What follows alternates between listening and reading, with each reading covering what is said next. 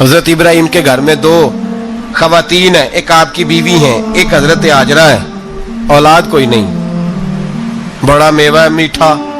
घर वही आबाद होता है जिसमें बच्चे रोते हैं, घर होता ही वो है जिसमें बच्चों की चंचनाहट होती है, भिन बनाहट होती है। हजरत इब्राहिम ने एक बच्चा रोते हुए देखा तो आंखों में आंसू आए, कहने लगे रब्बी हबली मिनस सालिहीन, या अल्लाह मुझे भी नेक औलाद अता कर दे। हजरत सारा ने सुन लिया, कहने लगी इब्राहिम शायद मेरे बतन से तो आपको नसीब नहीं, हाजरा से निकाह कर लो। नाबे हाजरा से निकाह हुआ। अल्लाह तो बड़ा बेनियाज है। रब करीम ने हजरत इस्माइल जैसा खूबसूरत बेटा अता फरमाया। बेटा काला स्याह भी हो तो सीने की ठंडक होता है, पर ये तो वो बेटा है जिसकी पेशानी में नूरे मोहम्मदी चमकता है सल्लल्लाहु अलैहि वसल्लम। हजरत सैयदना इस्माइल इतने खूबसूरत। अब जिस बीवी के यहाँ बेटा था, बैठना उठना भी ज्यादा उसके पास, आना जाना भी उसके पास, तवज्जो उधर हो गई। जनाबे सारा रश्क करने लगी। एक दिन कहने लगी इसे छोड़ आ जंगल में, वादिये गैर ज़ी ज़रइन, मक्के के पास। भाई एक बेटा आलमे दीन बना लो। कहने लगा रोटी कहां से खाएगा? तेरे 5 बेटे हैं को हाफिज़े कुरान बना, कहते रोटी कहां से खाएगा? वो बच्चा भी कहता है मैं कहां से खाऊंगा। हजरत इब्राहिम अलैहिस्सलाम तो चंद महीने का बच्चा छोड़ आए तो कहां से रोटी खाई हजरत इस्माइल ने? कहां से खाई उनकी अम्मा ने रोटी? भूखे मर जाते हैं ये सारे। मैं बड़ी जिम्मेदारी से कहा करता हूं कि जितनी खूबसूरत रोटी अल्लाह करीम दीन के खादिमों को अता करता है शायद किसी और के नसीब होती हो, लेकिन हम लोग तवज्जो ही नहीं कर रहे। हमारा शौक ही नहीं बढ़ रहा, हम ये मेहनत ही नहीं कर रहे कि कौम को मुस्तनद उलमा की जरूरत है। इलाकों के इलाके खाली हैं, इधर हमारा मिजाज ही नहीं बन रहा, तवज्जो ही नहीं दीन की खातर। और फिर चले बच्चे तो बात की बात है ना, जो अभी खुद जवान है वो भी तो ये दुआ। एक साहब मुझे कहने लगे मैं दुआ मांग रहा हूं अल्लाह मुझे बेटा दे तो मैं उसे दीन पे लगाऊंगा। तो मैंने कहा आप भी बूढ़े नहीं हुए, आप खुद ही लग जाएं। बेटा तो अभी आएगा तो लगेगा ना, तो आप तो इस वक्त है तो आप तो पहले लगे ना साहब। 2 घंटे तो निकाल के आए, दीन सीखने को काफी है। आप इतनी लंबी सोच रहे हैं कि बच्चा आएगा तो बड़ा होगा तो वो जाएगा तो देखी जाएगी। अभी तो आप हैं तो आप तो आओ। हजरत इब्राहिम ने बच्चा वहां छोड़ा। यहां से जो उम्रा करने लोग जाते हैं ना, जो हज करने जाते हैं, उनको पता है कि वहां दुनिया की हर नेमत मिलती है, फिर भी डबल ट्रिपल पैसे लोग जेबों में डाल के जाते हैं। हजरत इब्राहिम जब वहां लेके गए तो कोई इंसान नहीं था, पानी का कतरा नहीं था, 2 किलो खजूरें, एक मशकीजा। बीवी को थमाया। हमारे घर में हजारों चीजें पड़ी हैं, लेकिन वो जो तवक्कुल है ना वो खत्म हो गया है।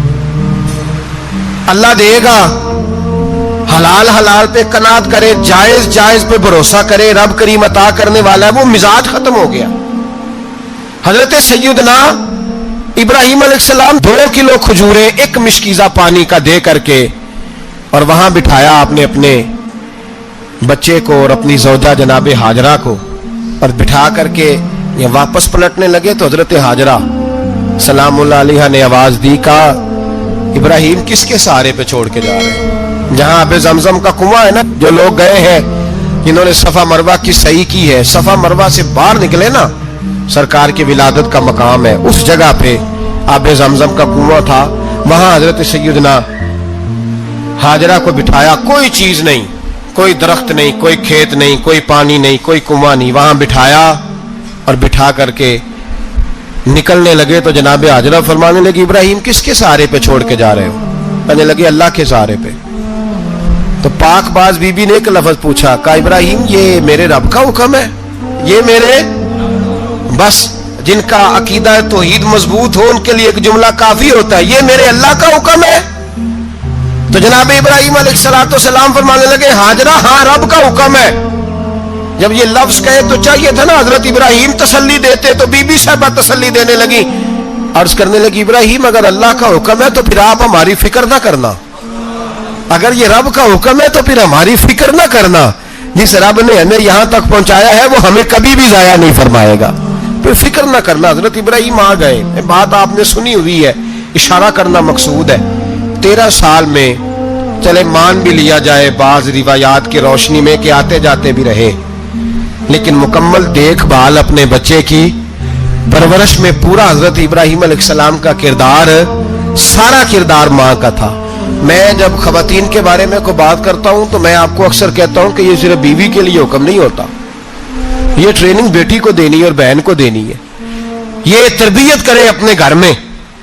میں تجربے کی روشنی میں یہ بات عرض کیا کرتا ہوں کہ بھائی بچے باپ کے فرما بردار اس وقت ہوتے ہیں جب اماں انہیں باپ کا فرما بردار کرتی ہے، اور بچے باپ کے نافرمان بھی تب ہوتے ہیں جب اماں انہیں باپ کا۔ میں نے اپنے کانوں سے سنا ایک دفعہ ایک بچہ اپنے باپ سے کہہ رہا ہے آپ نے تو ساری زندگی باہر گزار دی، پیسے کمانا کون سا مشکل کام ہے، دکھ سکھ تو سارے اماں نے برداشت کیے، سکولوں میں وہ جاتی تھی، فلانا کام وہ کرتی تھی، فلانا کام۔ اب یہ سوچ اس کی ذاتی تو نہیں، یہ اس کو دی گئی ہے، اور اگر اس کو یہ سوچ دے دی جائے کہ اماں کہے کہ میں تو اپنوں میں رہی ساری زندگی، میں نے تو اپنوں میں وقت گزارا، اور تیرا باپ تو کئی دفعہ جنازے بھی نہیں پڑھ سکا، نے تو ماں باپ ایسے دفن کر دیے، وہ اگر یہ سوچ فراہم کرے تو پھر بچہ باپ کا فرما بردار ہوتا ہے۔ اور یہ والی روایتیں ہم بیوی کو سناتے ہیں، حالانکہ کس کو سنانی چاہیے؟ بولیے، بہن اور بیٹی کو۔ بہن اور بیٹی کو سنائیں یہ باتیں، ان کو سمجھائیں، تاکہ آگے جا کے وہ جو گھر ترتیب دیں وہ گھر بڑا عمدہ اور نکھرا ہوا ہو۔ حضرت سیدنا ابراہیم 13 سال کے بعد آئے، چونکہ گھر میں اللہ تبارک و تعالیٰ کی دوستی کا چرچا تھا، اللہ تبارک و تعالیٰ کی محبوبیت کا غلبہ تھا۔ 13 سال کے بعد فلما بالغ معہ سعیا، بیٹا جب اتنا بڑا ہوا کہ ساتھ چلنے لگا تو حضرت ابراہیم نے اپنے بیٹے کو بلا کے کہا بیٹا مجھے خواب آئی ہے، میں تجھے ذبح کر رہا ہوں، تیری کیا رضا ہے؟ تو حضرت اسماعیل کہنے لگے یا ابت افعل ما تؤمر، ابا جی اللہ جیسے حکم دیتا ہے میرے ساتھ ویسے ہی کریں، جیسے اللہ حکم دیتا ہے ویسے ہی، بولیے، ویسے ہی کریں۔ حضرت حاجرہ کو کہا کہ ایک دوست نے دعوت کی ہے تو وہاں جا رہے ہیں، بی بی مطمئن ہے، تفصیلات کی ضرورت نہیں، ختم بات، اعتبار ہے، مطمئن ہو گئی۔ شیطان پیچھے سے آیا اماں کے پاس، ذرا تھوڑی دیر کے لیے تصور جمائیے، یہاں تو پڑوسن آ کے کوئی بات بتا دیتی ہے خاوند کے بارے میں تو کئی مہینے جھگڑا جاری رہتا ہے، پڑوسن محلے دار۔ شیطان نے آ کے بتایا لفظ کیا ہے؟ کہا حضرت تمہیں پتا ہے کہاں جا رہے ہیں؟ کہا دوست کی دعوت میں۔ تو کہنے لگے دوست کون ہے؟ رب کریم، اور ابراہیم کا خیال ہے کہ اس رب نے مجھے حکم دیا ہے کہ میں ذبح کروں۔ تو حضرت حاجرہ کہنے لگی کبھی باپ بھی بیٹا ذبح کرتے ہیں؟ تو شیطان کہنے لگا ان کا خیال ہے کہ ان کے رب نے حکم دیا ہے۔ تو جناب حاجرہ فرمانے لگی اگر رب نے حکم دیا تو پھر تو مجھے شیطان لگتا ہے، تو مجھے شیطان لگتا ہے۔ کا کیا مطلب؟ فرمانے لگی اگر رب کریم کا حکم ہے تو میرے پاس ایک اسماعیل ہے، اگر 1000 بھی ہوتے میں سارے اللہ کے راستے میں پیش کر دیتی، دے دیتی، مالک کا ہی تو ہے سارا کچھ، اسی کا ہے، اس میں لیت اللہ کی کیا گنجائش؟ حضرت سیدنا ابراہیم علیہ السلام نے بیٹے کے حلق پہ چھری رکھ بھی دی اور چھری چلا بھی دی، رکھ بھی دی، اور وہ تو اللہ کریم نے فرمایا یا ابراہیم قد صدقت الرؤیا، ابراہیم تو نے خواب سچا کر دکھایا، وہ قیامت تک تیرا نام رہے گا۔ حضرت ابراہیم نے وطن بھی دیا، جان بھی دی، بیٹا بھی، اللہ کریم نے دمبے دیے، فرمایا یہ فدیہ ہے۔ اب یہ قربانی قیامت تک حضرت ابراہیم کے طریقے کے مطابق جاری ہے۔ حضرت ابراہیم بہت بڑے مہمان نواز تھے، بہت بڑے۔ آپ جب مصر میں قیام تھا تو بڑے بڑے لمبے چوڑے لنگر پکتے تھے، لوگ آیا جایا کرتے تھے، بڑا تفصیل کے ساتھ کھانا ہوتا تھا۔ مہمان نوازی آپ کی خاص صفت مبارکہ ہے، ہمارے ہاں بھی مہمان نوازی ہوتی ہے امیروں کی، بلکہ اب تو مہمان نوازی اس طرح کی ہے کہ کل تیری میرے پاس دعوت ہے اور پرسوں میری تیرے پاس ہے، وہی امیروں میں وہ چکر رہتا ہے، پارٹیاں دوست ایک دوسرے کو ڈالتے ہیں، تیری طرف پارٹی تیری طرف، اور اسی انداز میں اب یہ عید آئے گی نا ٹکا پارٹیاں ہوں گی جگہ جگہ، اور لوگ سوال پوچھنے لگے ابھی سے، کہتے ہیں قربانی کا کتنا گوشت گھر رکھنا جائز ہے؟ قربانی کا کتنا گوشت گھر رکھنا جائز ہے؟ سارا ہی جی، اس لیے فریزر لے لیں، فریج سے نہیں کام چلے گا، سارا ہی جائز گھر رکھنا، سارا ہی جائز ہے، رکھ لیں۔ اور خدا کے بندے، قربانی وہ بندہ دیتا ہے جو سارا سال ہی گوشت کھاتا ہے، صحیح کہہ رہا ہوں؟ قربانی صاحب نصاب، صاحب استطاعت بندہ دیتا ہے نا، تو وہ سارا سال ہی گوشت، تو سارا گھر میں رکھنا بھی جائز ہے، لیکن سارا دے دینا بھی تو جو آ رہی ہے اس پہ کیوں توجہ کرتے ہو؟ جو دوسرا جائز ہے اس پہ کیوں نہیں عمل کرتے؟ سارا تقسیم کر دیں، بات ختم ہوئی۔ یقین کریں محرم میں جا کے دوست ٹیلی فون کر کے سوال پوچھتے ہیں، کہتے ہیں صاحب سنا ہے قربانی کا گوشت محرم میں کھانا جائز نہیں۔ میں کہ نہیں، ربیع الاول چ بھی جائز جے، رجب رمضان تک کھاؤ، کوئی بندہ نہیں منع کرتا، اس لیے کہ کسی کو دینا تو پسند ہی نہیں۔ یہاں پھر اس میں سے جو خاص خاص چیزیں ہیں وہ اپنی فریج میں، اور باقی جو ہے وہ دوسروں کے لیے۔ یہ کیا طریقہ ہے ہمارا؟ قربانی اسلام کا ایک خوبصورت ترین عمل ہے، یہ محبوب ترین عبادت ہے اللہ تعالیٰ کی۔ قربانی اپنی فضیلت کے لحاظ سے، عظمت کے لحاظ سے، اپنی بلندیوں کے لحاظ سے دین میں بڑا مقام رکھتی ہے، لیکن ہر چیز کا رنگ روپ بدل دیا جاتا ہے نا، چونکہ قربانی چلی آ رہی تھی حضرت ابراہیم خلیل اللہ علیہ السلام سے، تو اہل عرب جو تھے مشرکین مکہ قربانی کا تعارف وہ بھی رکھتے تھے، پر وہ قربانی کی حقیقت کو، قربانی کی حکمت کو، قربانی کے حسن کو، قربانی سے پھوٹنے والی روشنی کو سمجھنے سے ناآشنا تھے۔ وہ کیا کرتے تھے کہ جب وہ کوئی قربانی کا جانور ذبح کرتے تو اس کا جو خون ہوتا وہ بیت اللہ شریف کی دیواروں کے ساتھ مل دیتے۔ قربانی کے جانور کا جو گوشت ہوتا وہ لا کے بتوں کے سامنے رکھتے کہ یہ خون کعبے کی دیوار سے خون ملنے سے اور بتوں کے آگے گوشت رکھنے سے شاید ہماری قبولیت ہو جائے گی، ہم نے جانور ذبح کیا ہے۔ کمال ہے میرے رب کریم کی کتاب کا انداز بھی۔ قرآن مجید مختصر الفاظ کے اندر، مختصر جملوں کے اندر، اجمال کے اندر اتنی بڑی تفصیل بیان کر دیتا ہے کہ انسان کے ذہن کے، دل کے، دماغ کے دریچے کھل جاتے ہیں۔ اللہ کھانے پینے سے پاک ہے، بے نیاز ہے مالک۔ رب کریم نے فرمایا لَن يَنَالَ اللَّهَ لُحُومُهَا، فرمایا ہرگز نہیں پہنچتا اللہ کی بارگاہ میں تمہارا گوشت، وَلَا دِمَاؤُهَا، اور نہ ان کے خون، نہ اس جانور کا گوشت اللہ کی بارگاہ میں پہنچتا ہے، نہ خون پہنچتا ہے، تو مالک پہنچتا کیا ہے؟ وَلَٰكِن يَنَالُهُ التَّقْوَىٰ مِنْكُمْ، بلکہ رب کی بارگاہ میں تو تمہارے دلوں کا تقویٰ پہنچتا ہے۔ تمہارے دل میں کیا ہے، تم اپنے رب کی رضا کتنی چاہتے ہو، یہ بات جاتی ہے۔ گوشت اور خون تو یہاں رہ گیا، فرمایا نہ اللہ کی بارگاہ میں خون پہنچ رہا ہے جانور کا، نہ گوشت پہنچ رہا ہے، دل کا تقویٰ پہنچ رہا ہے۔ معنی کیا ہے کہ جانور خریدتے وقت بھی اپنے دل سے پوچھ لینا تیرا دل کیا کہتا ہے، نیت کس سے جانور تو لے رہا ہے، تیرا ارادہ کیا ہے، اور جب تو ذبح کرے تو بھی اپنے دل پہ توجہ رکھ، تیرے دل میں اس کے لیے کیا ہے، تیرے دل کے اندر تقویٰ کتنا ہے، اللہ کی رضا حاصل کرنے کا جذبہ کتنا ہے۔ اور جب تو اس کا گوشت بانٹے تو پھر بھی تیری نظر آنے والے بندے پر نہیں ہونی چاہیے، جس گھر میں گوشت جا رہا ہے اس گھر پر تیری نظر نہیں ہونی چاہیے، بلکہ تیری نظر تو رب کی رضا پہ رہنی چاہیے۔ اللہ کی بارگاہ میں جو چیز جائے گی وہ دل کا تقویٰ جائے گا، اپنے دل پر محنت کی جائے، دل کی خواہشات، دل کی نیتوں کو، ارادوں کو صحیح کیا جائے۔ ایک آیت نے سارا فلسفہ بیان کر دیا کہ نہ وہاں خون جاتا ہے نہ گوشت جاتا ہے، وہاں تو تمہارے دل کا تقویٰ جاتا ہے، تو جس چیز نے وہاں جانا ہے اس پر زیادہ توجہ ہونی چاہیے تھی، اس کا زیادہ خیال ہونا چاہیے تھا۔ یہ فلسفہ ہے قربانی کا کہ آپ کی نیت کیا ہے، کسی کام کے لیے آپ کا ارادہ کیا ہے۔ ہمارے ہاں قربانی کے ساتھ جس طرح جانور منسلک ہے نا، کہ قربانی میں جانور ہونا بڑا ضروری ہے اور قربانی کے لیے پیسے ہونا بڑا ضروری ہے، اسی طرح قربانی کے اس سارے سیزن کے اندر کسائی کا بھی بڑا رول ہے، اس کا بھی ایک بڑا کردار ہے، وہ بھی بڑی اہمیت کی حامل پرسنالٹی ہے ان دنوں میں، اور پہلے سے بڑے سارے معاملات ہیں، اور اس دن کسائیوں کے جو معاملات ہیں ان کی جو بھاگ دوڑ ہے وہ بھی ایک پوری داستان ہے، چونکہ بہت ساری جگہوں پہ انہوں نے جانا ہوتا ہے، اور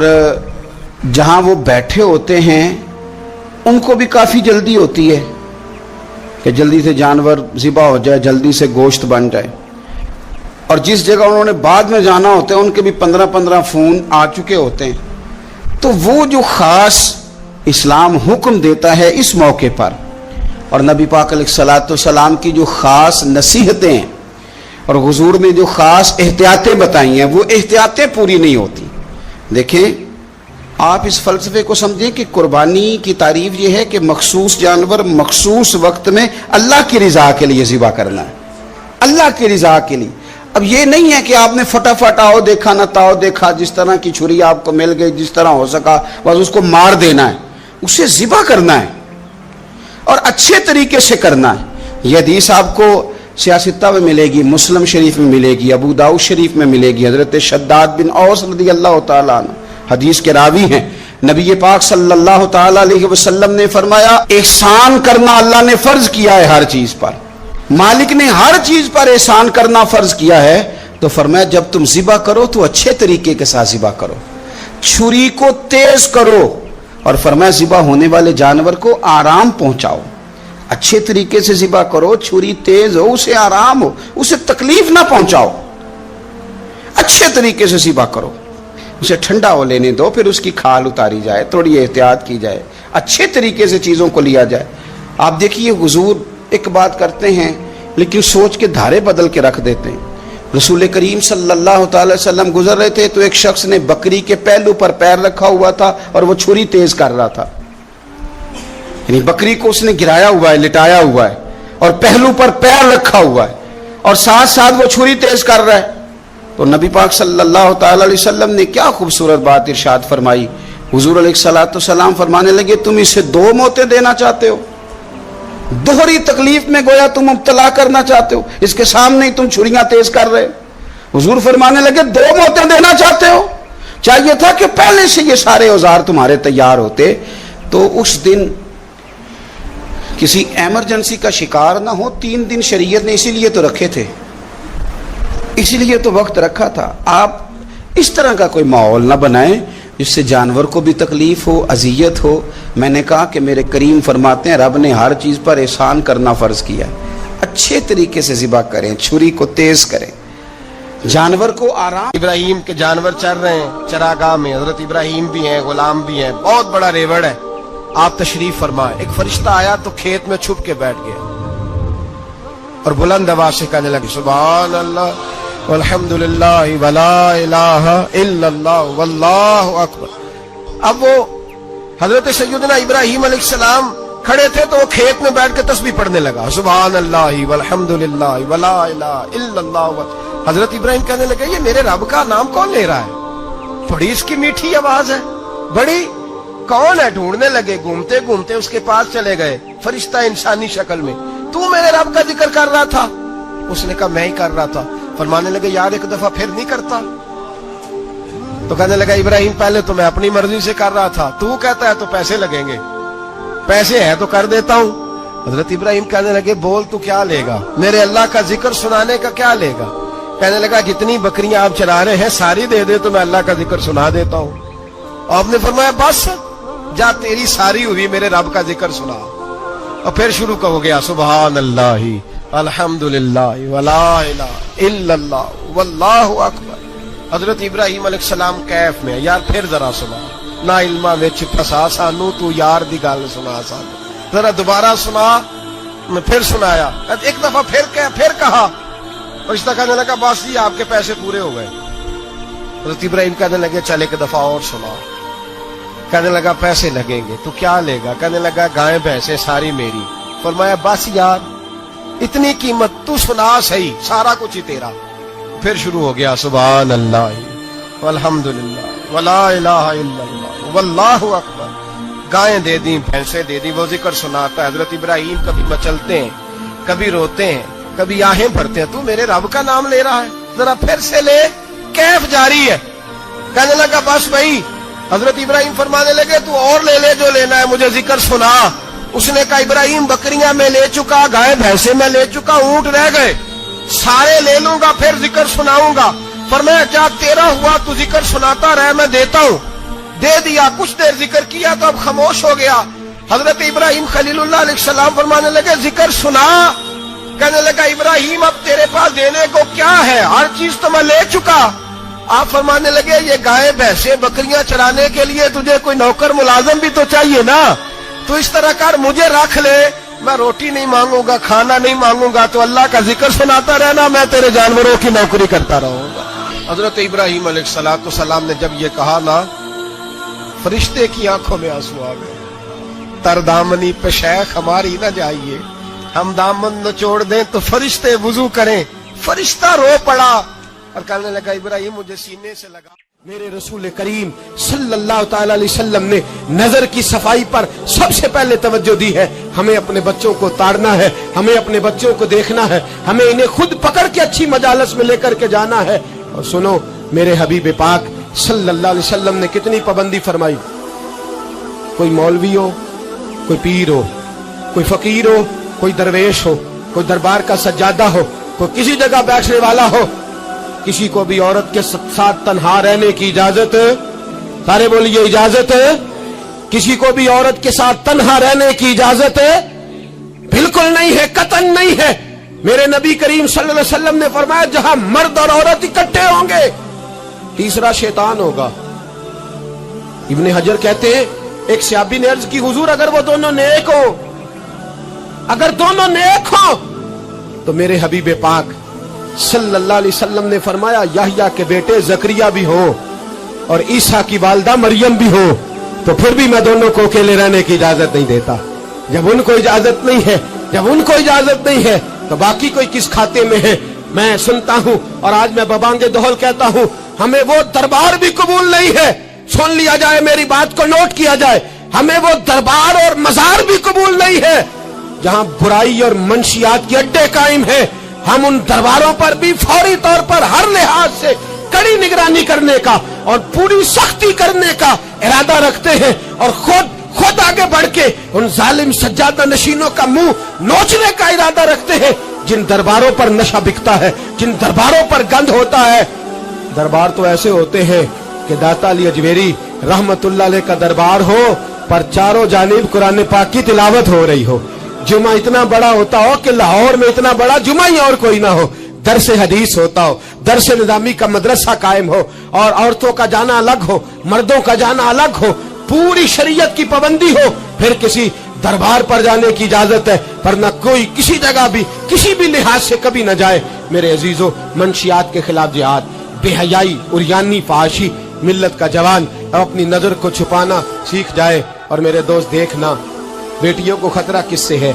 यहाँ हिंदू भी कोई नहीं, सिख भी कोई नहीं, आर्या भी कोई नहीं, बुद्ध मत भी कोई नहीं, यहाँ ईसाई भी अकलियत में, यहाँ यहूदी भी कोई नहीं, लेकिन फिर भी बेटियों की अगर शर्मो हया महफूज ना हो। ये हदीस सुनाने लगा हूं, हदीस है, हदीस रसूल है। जवान खास करके जरा मेरी बात पे तवज्जो करें और बुजुर्ग खास कर तवज्जो करें जिन्होंने तरबियत करनी है। सुने, हुजूर की बारगाह में एक नौजवान आया है, ये संगमील है हदीस, इसको याद रखना।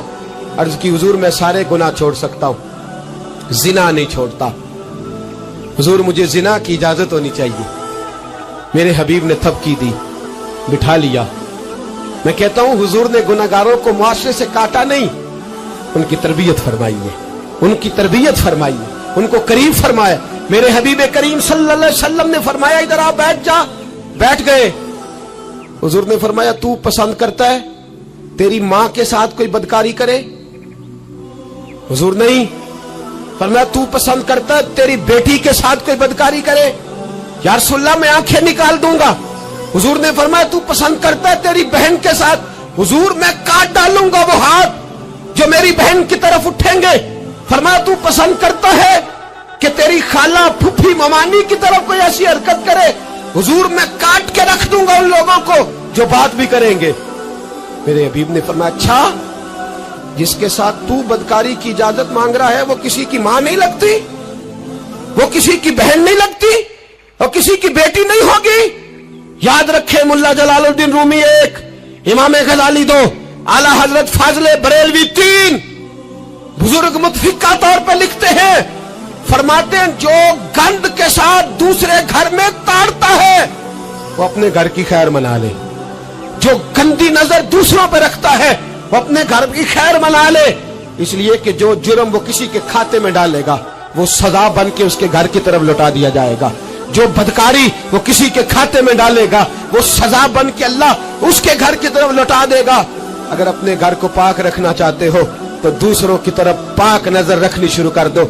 अगर चाहते हो कि तेरा घर अजीब मामला है ना, बेटे को तो पसंद की शादी की इजाजत है, तो बेटी को इजाजत क्यों नहीं? अगर तेरा बेटा पसंद की शादी करेगा तो याद रखना, फिर जब किसी की बेटी ये लफ्ज बोलती है, फिर इज्जतों के जनाजे निकलते हैं, फिर उरियानी फहाशी का जो है वो कलक लगता है माथे पर। फिर याद रखना, चारों जानिब से रुसवाइयां तेरा नसीबा होती है। अगर तू बेटी को रोकना चाहता है तो बेटे का हाथ पकड़। अगर तू बेटी को साफ रखना चाहता है तो बेटे को शर्मो हया की चादर उड़ा। अगर तू बेटियों के किरदार की हिफाजत करना चाहता है तो पहले बेटे को पाबंद शरीयत बना, पहले इसकी तरफ देख। मेरे दोस्तों, ये 5 चीजें हमारा बुनियादी नुक्ता है। एक तो अमीर गरीबों की तहकीर करना छोड़ दे, दूसरा गरीब अमीरों से मांगना छोड़ दे, तीसरा इज्जत के साथ जीना सीखे, हमें हर हाल में सूद से हराम पैसे से बचना है। चौथा, हर तरफ मंशियात फैली है, हमें इसके खिलाफ जिहाद करना है। पांचवा, बेहयाई, उरियानी, फहाशी गली गली नगर नगर निकल करके इसके खिलाफ हमने बोलना है। मुझे मेरे साथी कहते हैं, नौजवान महफिलों में आना छोड़ गए। वो कहते हैं हजरत साहब के सारे मौजूआत ही हम पे होते। चंद दिन पहले मैं कल्लर सईदा गया, मैं दूर के इज्तिमा नहीं देता, सफर नहीं कर पाता, मेरे पैरों में दर्द होता है, करीब करीब रहता हूँ। उन लोगों ने बड़ा इसरार किया तो मुझे जाना हुआ। मैं जब वहां पहुंचा, कुछ देर मैंने बात की तो मेरे ख्याल में यही था कि जवान नौजवान कहाँ बात को सुनते हैं, ये थोड़ी मेरी बात को सुनेंगे। मैंने इरादा किया, थक भी बड़ा गया कि 20-25 मिनट बात करूंगा। 3-4 नौजवान मेरे सामने बैठे थे। अभी मैंने मुस्तफा की हदीस का रंग छेड़ा ही है। छम छम उनकी आंखों से आंसू बरसने लगे, छम छम। अल्लाह की कसम, मिंबर रसूल पे बैठा हूँ, मैं अपने अंदर शर्मिंदा होने लगा। मैंने कहा, यार तू कहता था नौजवान बात नहीं सुनते, तेरी मिल्लत का जवान, उसे किसी ने बात सुनाई नहीं, शायद तू उस तक बात पहुंचा ही नहीं सका। अरे गुनाहगार बड़ा है पर मुस्तफा का गद्दार तो नहीं ना, ये बड़ा पापी है पर हुजूर की बात नहीं सुनेगा, नबी पाक के पैगाम की तरफ नहीं। 50 मिनट बात करके मैं लौटा। एक हफ्ते में इतने मुझे उन्होंने फोन किए, इतने फोन करने लगे, जैसे तैसे भी हो आप दोबारा आइए, मुझे जुमेरात को दोबारा वहां जाना है। वो कहने लगे, जौन सा वक्त कहेंगे हम रखेंगे, लेकिन खुदारा हमें सिर्फ मंशियात का नशा किसी ने लगा दिया है, इश्क मजाजी का गंदा नशा किसी ने लगा दिया है। कोई ऐसा मिले जो हमें रसूलुल्लाह के इश्क का नशा भी लगा दे, कोई मिल जाए ऐसा। अगर कोई शुएब आए, मुजस्सर कोई आए जो हमारे सीने से रगड़े। मेरे दोस्त, मिल्लत का जवान जब नेक होता है तो फिर हजरत बिलाल हबशी की राहों का मुसाफिर होता है, फिर हजरत फारूक आजम को आइडियल बनाता है, फिर सैयदना मौला अली शेर खुदा की जानिब देखता है। और मिल्लत का जवान जब मुजाहिद बनता है तो फिर इमाम हसन और इमाम हुसैन की यादों को ताजा करता है। वो कभी इल्मुद्दीन बन जाता है, कभी आमर चीमा बन जाता है, और कभी मुमताज हुसैन कादरी की शक्ल में सामने आ जाता है। वो डट जाता है, वो डट जाता है। मिल्लत के जवान, तेरे सीने से अब रसूल करीम सल्लल्लाहु अलैहि वसल्लम की मोहब्बत को खींचा जा रहा है। तुझे वापिस आना है, अपने सीने को बेदार करना है, और तुझे आलमे कुफर को बताना है कि शराब पीने वाला ही सिर्फ तुम्हें देखा है, तुमने कभी दुरूद पढ़ने वाला नौजवान भी देखना चाहिए। तुमने औरत को सारी रात फोन करने वाले जवान की दास्तानें तो सुनी है। अब हम तुझे वो वाला जवान सिखाते सुनाते हैं जो सारी रात मुस्तफा की नाते सुन के नबी पाक के मदीने। हजरत इब्राहिम के घर में 2 खवातीन है, एक आपकी बीवी है, एक हजरत हाजरा है। औलाद कोई नहीं, बड़ा मेवा है, मीठा। घर वही आबाद होता है जिसमें बच्चे रोते हैं, घर होता ही वो है जिसमें बच्चों की चंचनाहट होती है, भिन बनाहट होती है। हजरत इब्राहिम ने एक बच्चा रोते हुए देखा तो आंखों में आंसू आए, कहने लगे, रब्बी हबली मिनस सालिहीन, या अल्लाह मुझे भी नेक औलाद अता कर। हजरत सारा ने सुन लिया, कहने लगी, इब्राहिम शायद मेरे बतन से तो आपको नसीब नहीं, हाजरा से निकाह कर लो। नाबे हाजरा से निकाह हुआ। अल्लाह तो बड़ा बेनियाज है, रब करीम ने हजरत इस्माइल जैसा खूबसूरत बेटा अता फरमाया। बेटा काला स्याह भी हो तो सीने की ठंडक होता है, पर यह तो वो बेटा है जिसकी पेशानी में नूरे मुहम्मदी चमकता है सल्लल्लाहु अलैहि वसल्लम। हजरत सैयदना इस्माइल इतने खूबसूरत। अब जिस बीवी के यहाँ बेटा था, बैठना उठना भी ज्यादा उसके पास, आना जाना भी उसके पास, तवज्जो उधर हो गई। जनाबे सारा रश्क करने लगी। एक दिन कहने लगी, इसे छोड़ आ जंगल में, वादी गैर ज़ीज़र इन, मक्के के पास। भाई एक बेटा आलमे दीन बना लो, कहने लगा रोटी कहां से खाएगा। तेरे 5 बेटे हैं को हाफिज़े कुरान बना, कहते रोटी कहां से खाएगा। वो बच्चा भी कहता है मैं कहां से खाऊंगा। हजरत इब्राहिम अलैहिस्सलाम तो चंद महीने का बच्चा छोड़ आए, तो कहां से रोटी खाई हजरत इस्माइल ने, कहां से खाई उनकी अम्मा ने रोटी। भूखे मर जाते हैं ये सारे। मैं बड़ी जिम्मेदारी से कहा करता हूं कि जितनी खूबसूरत रोटी अल्लाह करीम दीन के खादिमों को अता करता है शायद किसी और के नसीब होती हो, लेकिन हम लोग तवज्जो ही नहीं कर रहे, हमारा शौक ही नहीं बन रहा, हम ये मेहनत ही नहीं कर रहे कि कौम को मुस्तनद उलमा की जरूरत है, इलाकों के इलाके खाली हैं, इधर हमारा मिजाज ही नहीं बन रहा, तवज्जो ही नहीं दीन की खातर। और फिर चले बच्चे तो बात की बात है ना, जो अभी खुद जवान है वो भी तो ये दुआ, एक साहब मुझे कहने लगे मैं दुआ मांग रहा हूं अल्लाह मुझे बेटा दे तो मैं उसे दीन पे लगाऊंगा। तो मैंने कहा आप भी बूढ़े नहीं हुए, आप खुद ही लग जाए, बेटा तो अभी आएगा तो लगेगा ना, तो आप तो इस वक्त है तो आप तो पहले लगे ना साहब, 2 घंटे तो निकाल के आए, दीन सीखने को काफी है। आप इतनी लंबी सोच रहे हैं कि बच्चा आएगा तो बड़ा होगा तो वो जाएगा तो देखी जाएगी, अभी तो आप है तो आप तो आओ। हजरत इब्राहिम ने बच्चा वहां छोड़ा। यहां से जो उमरा करने लोग जाते हैं ना, जो हज करने जाते हैं, उनको पता है कि वहां दुनिया की हर नेमत मिलती है, फिर भी डबल ट्रिपल पैसे लोग जेबों में डाल के जाते हैं। हजरत इब्राहिम जब वहां लेके गए तो कोई इंसान नहीं था, पानी का कतरा नहीं था, 2 किलो खजूर, एक मशकीजा, बीवी को थमाया। हमारे घर में हजारों चीजें पड़ी हैं, लेकिन वो जो तवक्कुल है ना वो खत्म हो गया है। अल्लाह देगा, हलाल हलाल पे कनात करे, जायज जायज पे भरोसा करे, रब करीम अता करने वाला है, वो मिजाज खत्म हो गया।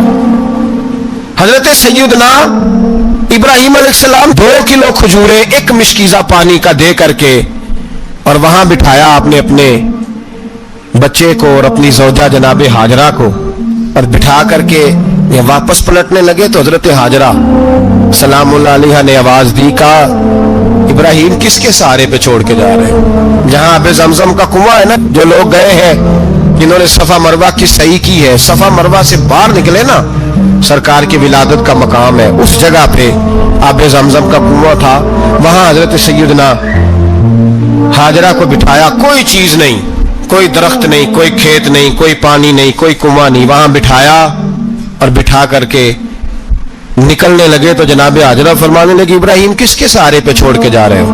कहने लगे अल्लाह के सहारे पे।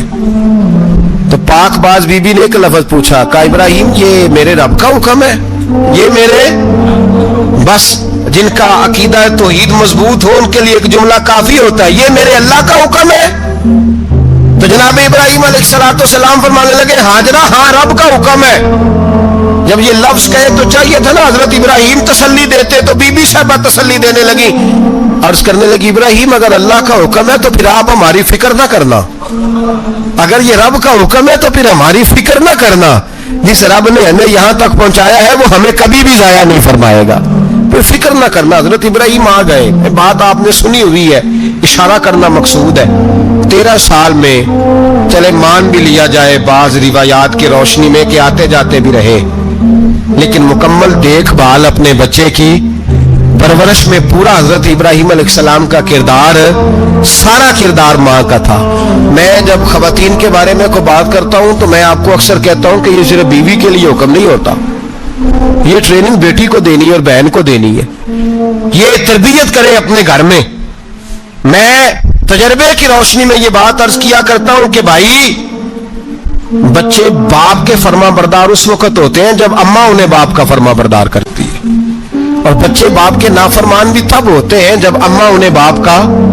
मैंने अपने कानों से सुना एक दफा एक बच्चा अपने बाप से कह रहा है आपने तो सारी जिंदगी बाहर गुजार दी, पैसे कमाना कौन सा मुश्किल काम है, दुख सुख तो सारे अम्मा ने बर्दाश्त किए, स्कूलों में वो जाती थी, फलाना काम वो करती थी, फलाना काम। अब ये सोच उसकी जाती तो नहीं, उसको दी गई है, और अगर उसको ये सोच दे दी जाए कि अम्मा कहे कि मैं तो अपनों में रही सारी जिंदगी, मैंने तो अपनों में वक्त गुजारा, और तेरा बाप तो कई दफा जनाजे भी नहीं पढ़ सका, उसने तो माँ बाप ऐसे दफन कर दिए, वो अगर ये सोच फराहम करे तो फिर बच्चा बाप का फर्मा बरदार होता है। और ये वाली रिवायतें हम बीवी को सुनाते हैं, हालांकि किसको सुनानी चाहिए बोलिए, बहन और बेटी को, बहन और बेटी को सुनाएं ये बातें, उनको समझाएं, ताकि आगे जाके वो जो घर तरतीब दे वो घर बड़ा उम्दा और निखरा हुआ हो।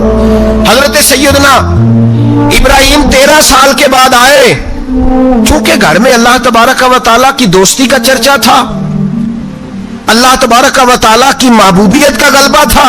13 साल के बाद फलम्मा बालगा माँ हुसा, या बेटा जब इतना बड़ा हुआ कि साथ चलने लगा, तो हजरत इब्राहिम ने अपने बेटे को बुला के कहा, बेटा मुझे ख्वाब आई है, मैं तुझे ज़िबा कर रहा हूँ, तेरी क्या रजा है? तो हजरत इस्माइल कहने लगे, या अबती फ़अल मा तुअमर, अब्बा जी अल्लाह जैसे हुक्म देता है मेरे साथ वैसे ही करें, जैसे अल्लाह हुक्म देता है वैसे ही, बोलिए वैसे ही करें। हजरत हाजरा को कहा कि एक दोस्त ने दावत की है तो वहां जा रहे हैं, बीबी मुतमईन है, तफसीलात की जरूरत नहीं, खत्म बात, एतबार है, मुतमईन हो गई। शैतान पीछे से आया अम्मा के पास, जरा थोड़ी देर के लिए तसव्वुर जमाइए, यहां तो पड़ोसन आके कोई बात बता देती है खावंद के बारे में तो कई महीने झगड़ा जारी रहता है, पड़ोसन मल्लेदार। शैतान ने आके बताया लफ्ज क्या है? कहा हाजरा तुम्हें पता है कहां जा रहे हैं? कहा दोस्त की दावत में। तो कहने लगे दोस्त कौन है? रब करीम। और इब्राहिम का ख्याल है कि उस रब ने मुझे हुक्म दिया है कि मैं ज़िबा करूं। तो हजरत हाजरा कहने लगी कभी बाप भी बेटा ज़िबा करते हैं? तो शैतान कहने लगा उनका ख्याल है कि उनके रब ने हुक्म दिया है। जनाब हाजरा फरमाने लगी अगर रब ने हुक्म दिया तो फिर तू मुझे शैतान लगता है, तू मुझे शैतान लगता है। का क्या मतलब? फरमाने लगी अगर रब करीम का हुक्म है तो मेरे पास एक इस्माइल, अगर 1000 भी होते मैं सारे अल्लाह के रास्ते में पेश कर दे देती। मालिक का ही तो है सारा कुछ, उसी का है, इसमें लैतुल्ला अल्लाह की क्या गुंजाइश। हजरत सैयदना इब्राहिम अलैहिस्सलाम ने बेटे के हलक पे छुरी रख भी दी और छुरी चला भी दी, रख भी दी, और वो तो अल्लाह करीम ने फरमाया या इब्राहिम कद सदक़्ता रुया, इब्राहिम तूने ख्वाब सच्चा कर दिखाया, वो क़यामत तक तेरा नाम रहेगा। हजरत इब्राहिम ने वतन भी दिया, जान भी दी, बेटा भी, अल्लाह करीम ने दुम्बे दिए, फरमाया ये फिदिया है। अब ये कुर्बानी कयामत तक हजरत इब्राहिम के तरीके के मुताबिक जारी है। हजरत इब्राहिम बहुत बड़े मेहमान नवाज थे, बहुत बड़े।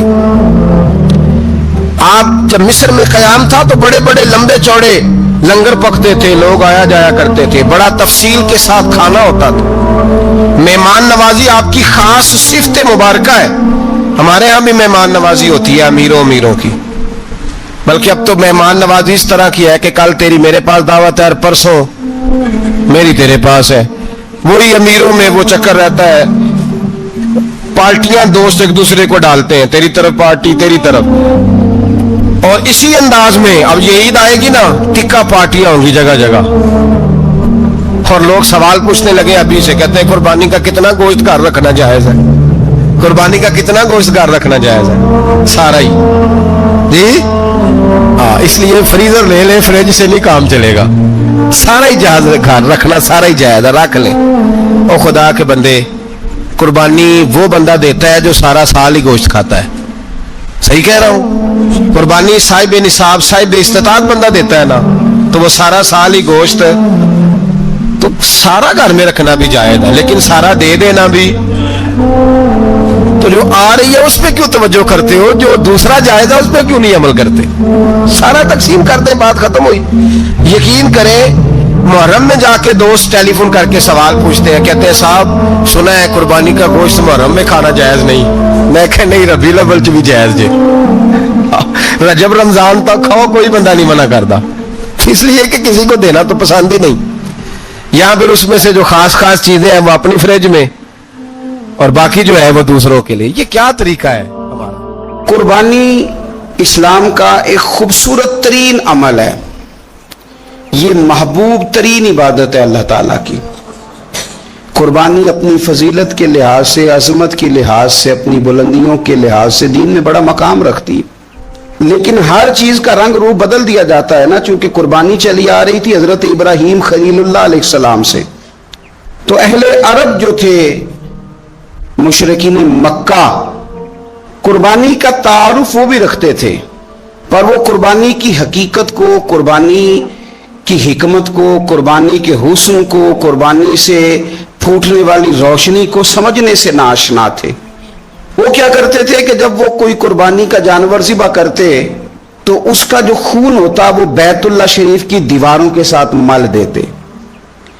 कुर्बानी के जानवर का जो गोश्त होता वो लाके बुतों के सामने रखते कि ये खून काबे की दीवार से खून मलने से और बुतों के आगे गोश्त रखने से शायद हमारी कबूलियत हो जाएगी, हमने जानवर ज़िबा किया है। कमाल है मेरे रब करीम की किताब का अंदाज भी।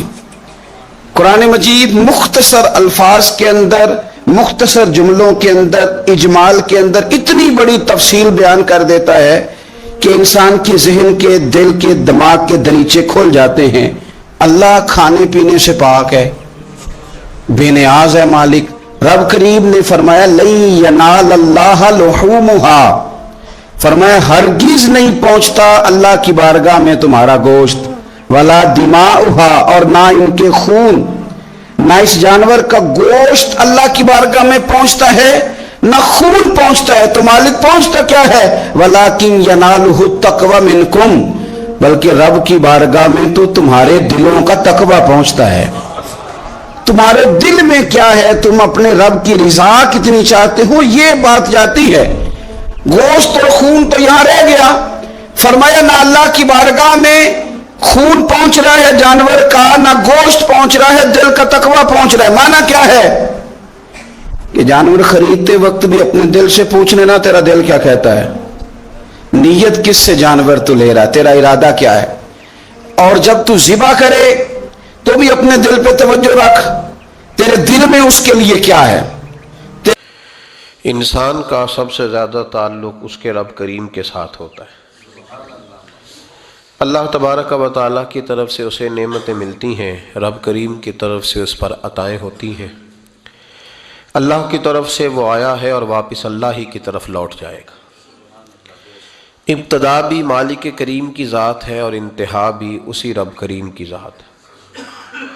इंसान दुनिया में जितने भी पेचो ताब करता है, जितनी भी दुनियादारी करता है और जितने भी मामलात में वो वक्त गुजारता है, वो सारे आर्जी हैं, वक्ती हैं। और बहुत सारी चीज़ें तो सिर्फ़ और सिर्फ धोखा है और धोखे के सिवा कुछ भी नहीं। अगर इसका ये जहन बन जाए कि मैंने अपने ताल्लुकात को, अपने मामलात को अपने रब के साथ सही रखना है, तो जब अल्लाह के साथ इसके मामलात ठीक होते हैं तो बंदों के साथ खुद ब खुद ही ठीक हो जाते।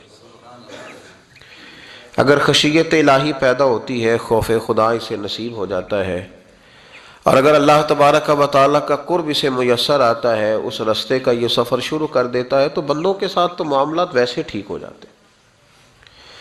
इसलिए कि जब अल्लाह से डरेगा, ना धोखा करेगा, ना फरेब करेगा, ना झूठ बोलेगा, ना किसी शख्स के साथ बददियानती करेगा, जब अल्लाह के साथ इसका ताल्लुक ठीक रहेगा। और जब ये अपने आप को आज़ाद समझेगा ना कि मैं हूँ और मैं ही हूँ और मैंने ही चलना है, तो फिर ये अपनी मर्जी से मामलात को चलाएगा तो ख़राबी पैदा होगी। अल्लाह तबारक व तआला के साथ इंसान का जो रिश्ता है, उसमें इंसान की कुछ कमज़ोरियाँ आड़े आती हैं, गुनाह हो जाते हैं, गलतियाँ हो जाती हैं। उन गलतियों के बाद अपने रब करीम के साथ अपने ताल्लुक़ को मजबूत करने के लिए अल्लाह रसूल ने जो हमें वजीफ़ा दिया उसको इस्तिग़फ़ार कहते हैं। इस्तिग़फ़ार वैसे इसका लुग़वी माना तो ढांपना होता है, ये गफ़र से बना है, लेकिन इसके इस्तिलाही माना ये है कि जो गुनाह इंसान से माजी में हो जाए उनसे माफ़ी चाहने का नाम इस्तिग़फ़ार है। कुछ लोग तौबा और इस्तिग़फ़ार का लफ्ज़ इकट्ठा बोलते हैं, लेकिन तौबा का माना होता है आइंदा गुनाह ना करने का वादा करना, और इस्तिग़फ़ार का माना होता है पिछले गुनाहों से अल्लाह के हुजूर मुआफ़ी मांगना। अगरचे मफ़हूम के लिहाज से ये हम माना ही बनते हैं, लेकिन इनका जो इस्तिलाही मफ़हूम है वो ये है कि जब आप पिछले गुनाहों से माफ़ी मांग रहे होते हैं तो इसको इस्तिग़फ़ार कहते हैं।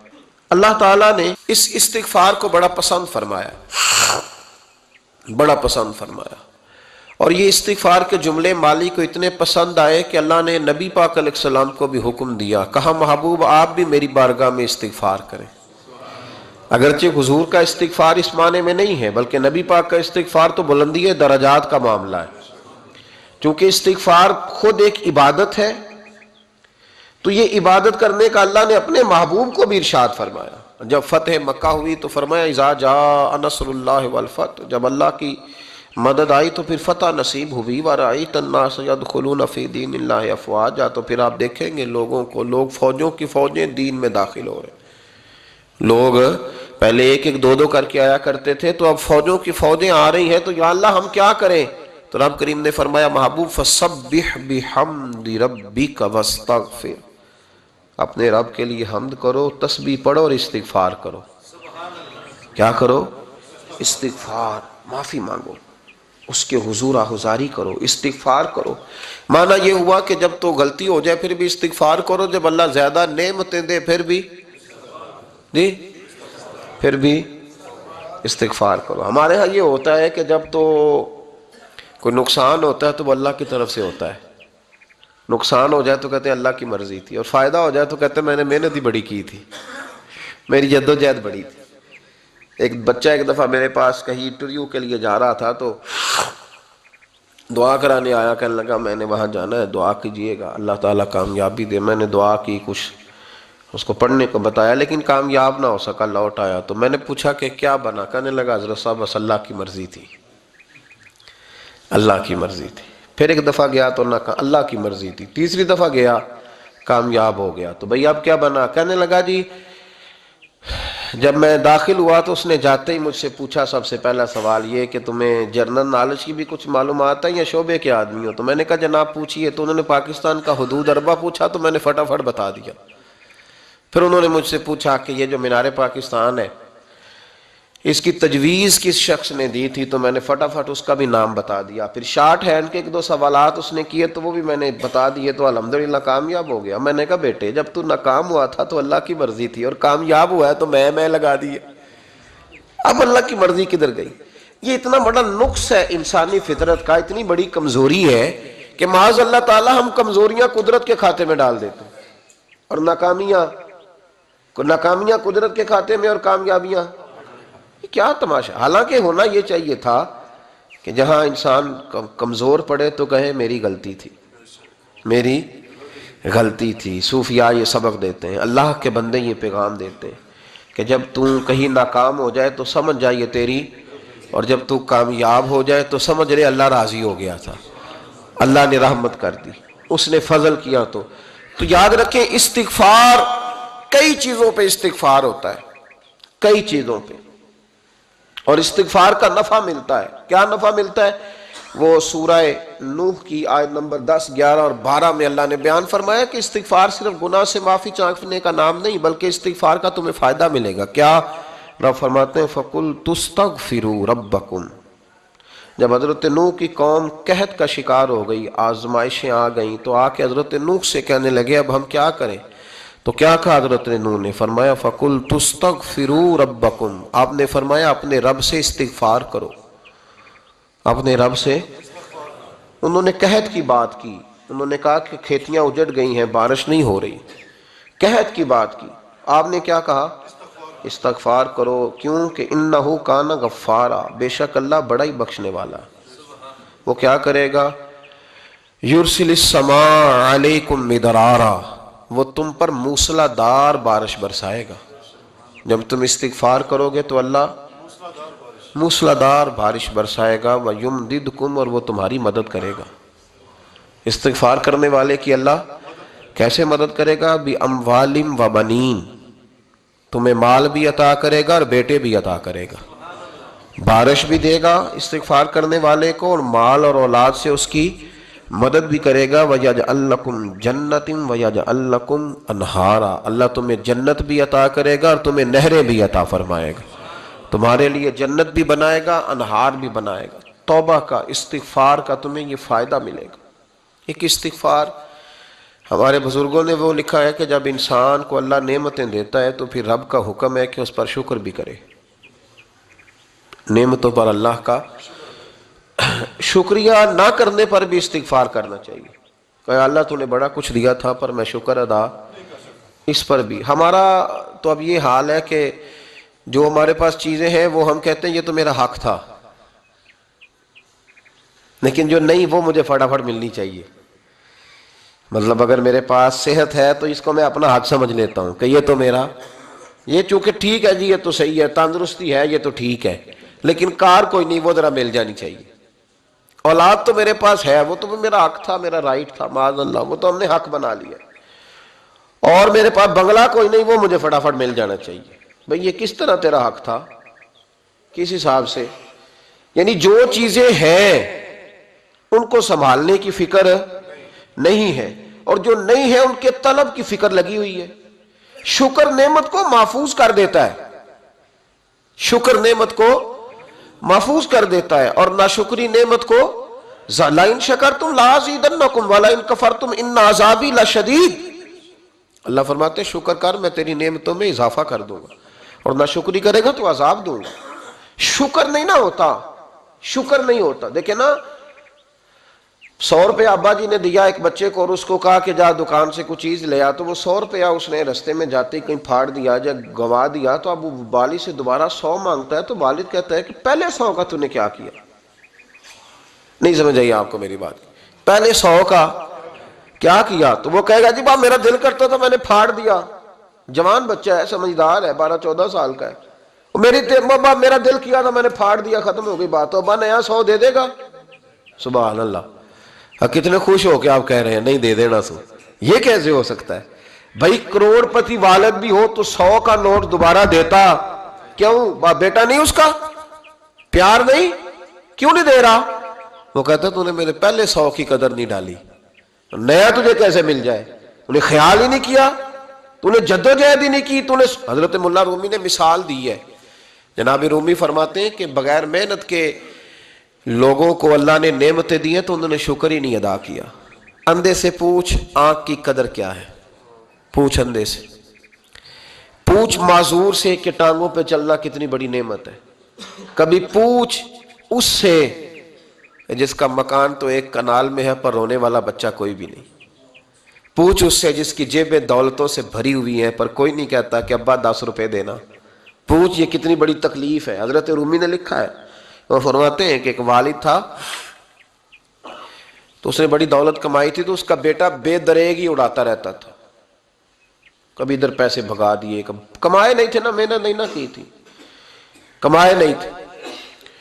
والد بڑا سمجھاتا تھا پر سمجھ نہیں آتی تھی. ایک دن اس کے ابا کے ذہن میں ایک بات آئی، وہ کہنے لگا بیٹے یار میں کنگال ہو گیا ہوں، اچانک حالات خراب ہو گئے، ایک آنا مجھے چاہیے، دوائی خریدنی ہے، کہیں سے لے کے آؤ. اس نے کہا ابا مسئلہ ہی کوئی نہیں، یار ہی بڑے ہیں، بہت سارے لوگوں کے ساتھ رات میں جاتا ہوں روٹی کھانے ہوٹل میں، کئی ہیں جو میرا انتظار کر رہے ہوتے ہیں، فیس بک والے اور جناب وہ سیلفی والے بڑے سارے ہیں جو کہتے ہیں تیرے بغیر گزارا ہی نہیں.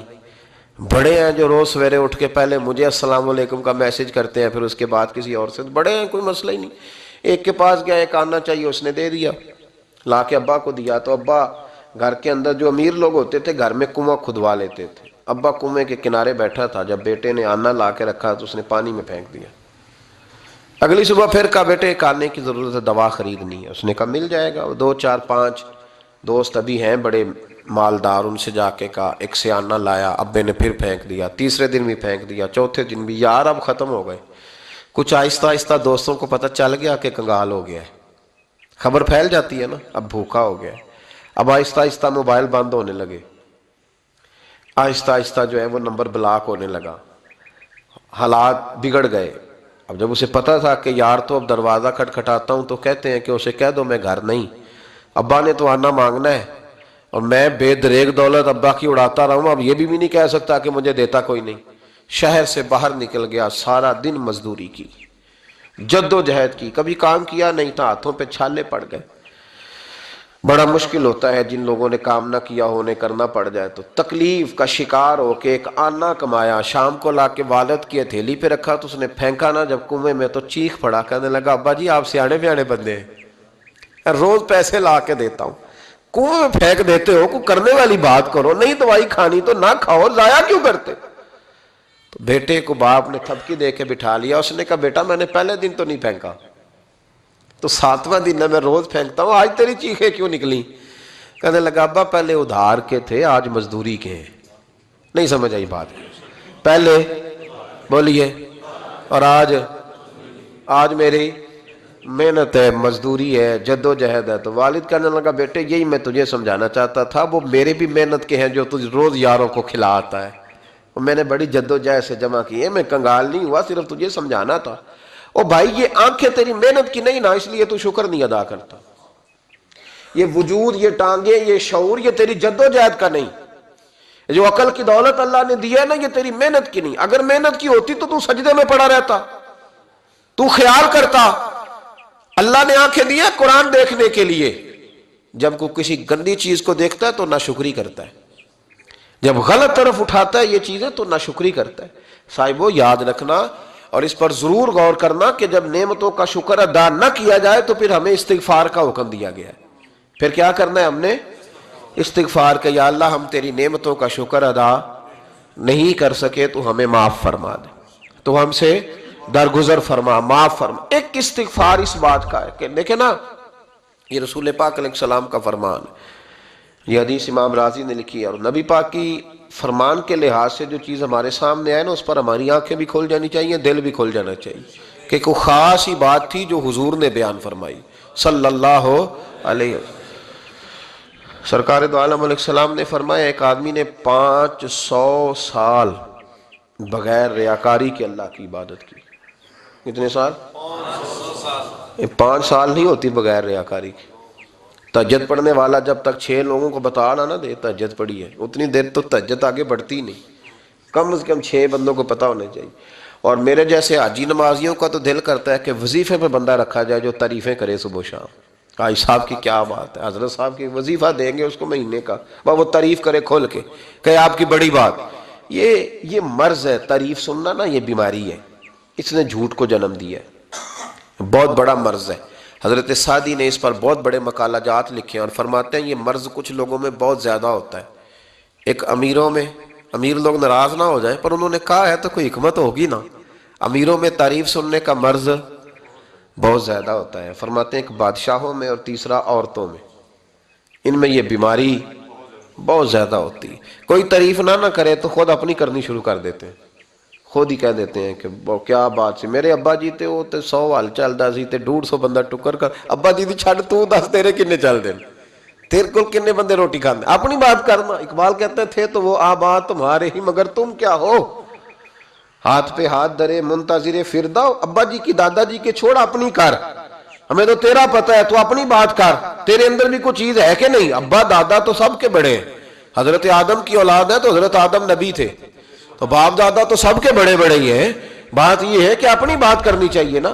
تو یہ بیماری ہے، یہ نقص ہے. 500 سال بغیر ریاکاری کی عبادت، اور بیان میرے نبی کریم علیہ السلام فرما رہے ہیں 5، بولیے، یہ بہت بڑا مسئلہ ہے. دکھاوا نہ ہو، ریاکاری نہ ہو. ہم مجالس میں جاتے ہیں نا جناب، محافل میں،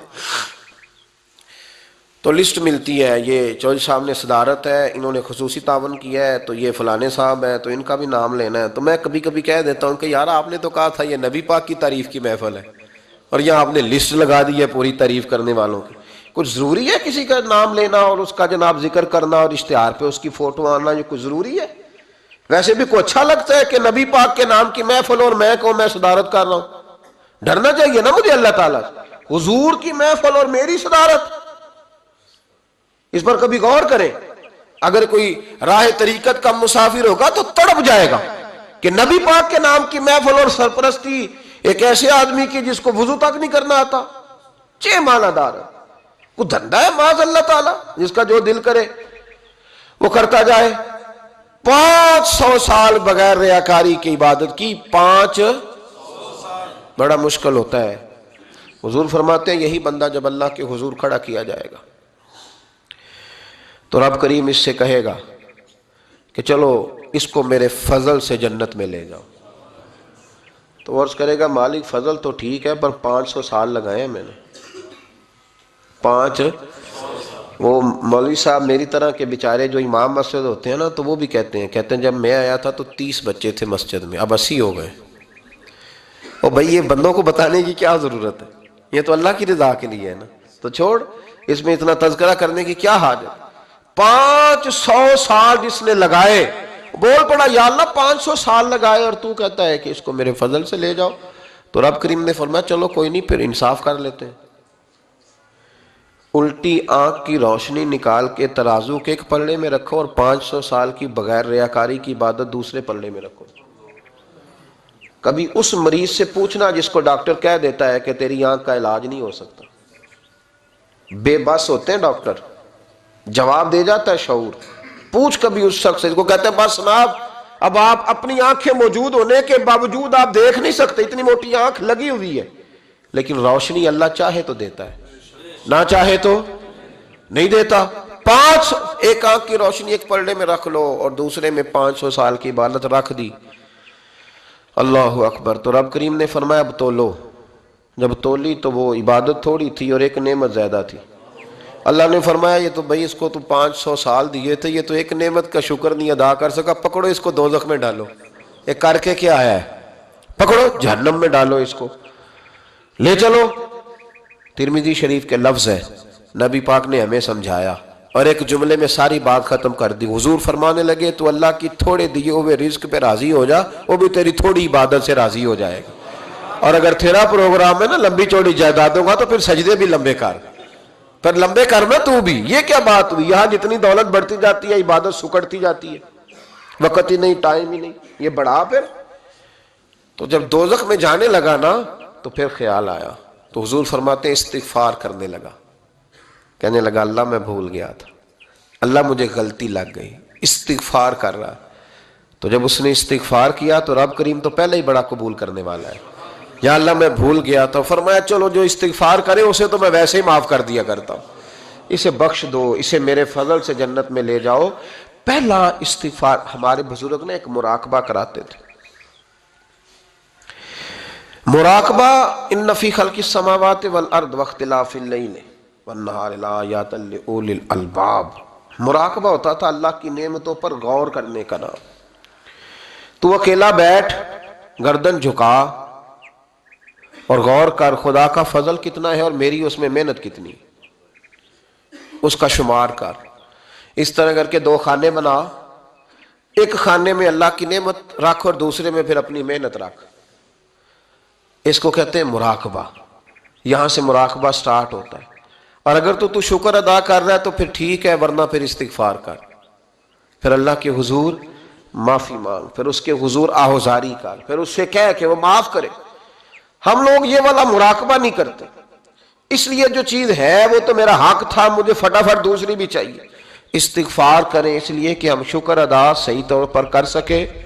پھر اس کے بعد دوسرا استغفار اس وقت ہوتا ہے اللہ اکبر کہ جب انسان باشعور زیادہ ہو پر بے عمل بھی اتنا ہی زیادہ ہو، اسے بھی استغفار زیادہ کرنا چاہیے۔ اب میرے سمیت کسی بھی آدمی کو چھیڑیں گے نا تو دنیا اور مافیہا کی وہ باتیں کرے گا، لیکن جب اس کا عمل دیکھا جائے گا تو کچا سا، پلپلا سا، کمزور سا۔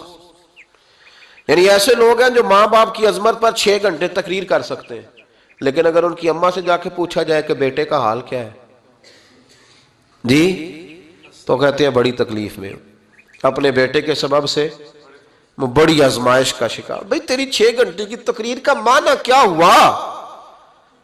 تو لفظوں کے گورکھ دھندے کا ماہر ہے۔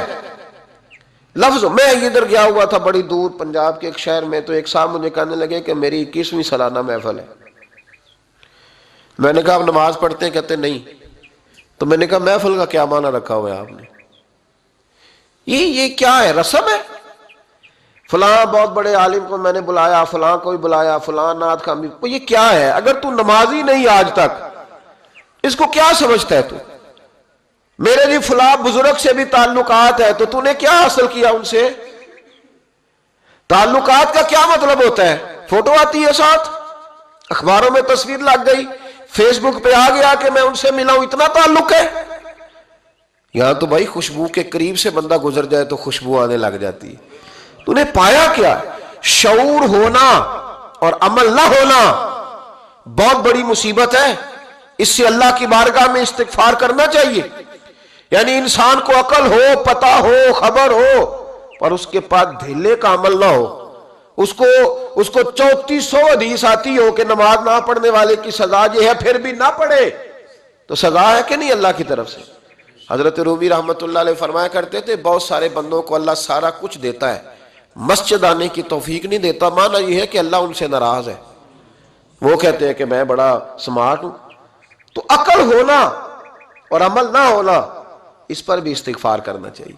شعور ہو اور انسان کو عمل کی توفیق، یار ساری زندگی گورکھ دھندے میں گزر گئی لوگوں کی، لفظوں کے بڑے ماہر رہے، اور میں ایسے لوگوں کو دیکھتا ہوں تقریریں 6-6 گھنٹے کی، او ہو 9-9 گھنٹے کی تقریریں سنتے ہیں، بیٹھتے ہیں مجالس میں، نماز کا وقت آتا تو مصیبت بن جاتی، بھاگتے ہیں، جان چھڑاتے، مسجد کی حاضری 20 منٹ کی بھی صحیح نہیں دے سکتے۔ کیا ہے یہ کیوں بوجھ بن گیا تیرے اوپر؟ غور کر، ڈر اللہ سے۔ میرے نبی کریم علیہ وآلہ وسلم نے ارشاد فرمایا قیامت کے دن کچھ لوگ کئیوں کی بات سن کے جنت میں چلے جائیں گے۔ اللہ تعالی ہماری پردہ پوشی عطا فرمائے۔ کہا کچھ تبلیغیں کرنے والے دوزخ کے دروازے پہ کھڑے ہوں گے تو وہ جنتی کہیں گے کہ مولانا پیر صاحب ہم تو آپ کی بات سن کے جنت میں جا رہے ہیں، تو آپ یہاں کیوں کھڑے ہیں؟ تو وہ کہیں گے ہائے افسوس، میں کہتا تو رہا پر عمل نہ کر سکا۔ میں عمل، اس سے مراد صرف ممبر پہ بیٹھنے والا مولوی نہیں، اس سے ہر وہ شخص مراد ہے جو نصیحتیں تو بڑی کرتا ہے لیکن خود عمل وہ بہت بڑا الفاظ کا ذخیرہ رکھتا ہے، پر عمل کے لیے 2 سجدے بھی صحیح طریقے سے دے سکتا، پھر وہ استغفار کرے، پھر وہ اللہ کی بارگاہ میں معافی مانگے، پھر وہ توبہ کرے۔